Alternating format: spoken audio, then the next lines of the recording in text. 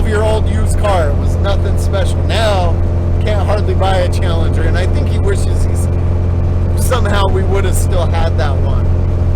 But I actually tried to go back and buy that car from the people that bought it from us. It was sitting in a backyard forever.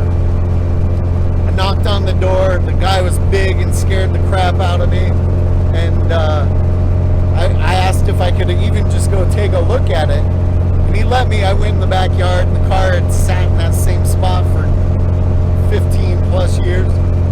Still had the horse blanket seat covers on it that my parents put on it, and asked them if they wanted to sell it. I didn't tell him that we were the original owners or anything. He said, "Oh, it's my brother's, I'll ask. I'll get back to you." Never heard back. But like the next week I drove by, and I told him I saw the car over the cement wall.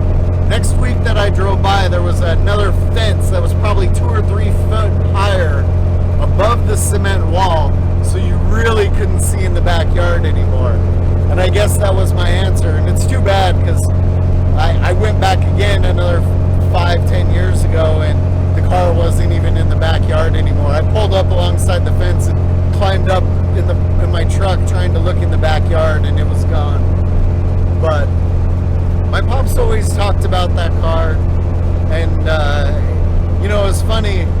It was, like I said, a root beer, coppery root beer color, white top, white interior, and I think that got my appreciation for some of the more average plain Jane colors too, because that's how Pops was when it came to a lot of the cars. I mean, granted, he loved black. Any car he wanted, he loved black, but you know, when you looked at all the Challengers that were high impact colors, he was meh.